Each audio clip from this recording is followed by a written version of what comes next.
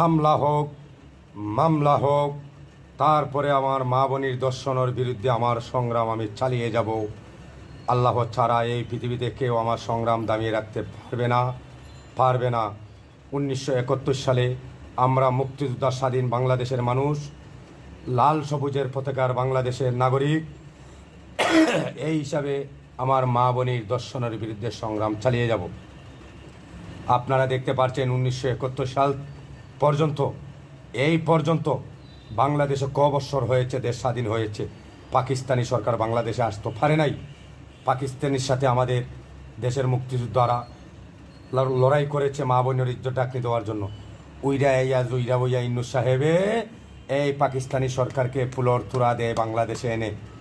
আমার কাছে লাগে প্রিয় দেশবাসী, আবার নাকি বাংলাদেশে একটা যুদ্ধ হয়ে যাবে। এখন দেখুন কি হয়েছে, এখন ডাইনে বামে আগে পিছনে নেটওয়ার্কার বন্ধ করে দিয়েছে। মোবাইলে নেট মিলে না, মোবাইলের কালের থাকে না।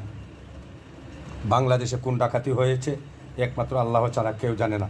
টেকনাফ থেকে তেতুলিয়া, রূপসী থেকে পাতলিয়া, হাজার বর্গমাইল জায়গা বিক্রি করে দিয়েছে মনে করে আমার কাছে লাগে ইন্নু সরকারে।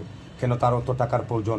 উসকুসি বয়সে কুটকুটি করে নতুন বয়সে ছোটো ছোটো 7 বছর 8 বছরের ফুলাফাইন নিয়ে বাংলাদেশে মানুষকে ধ্বংসের পথে নিয়ে যাচ্ছে।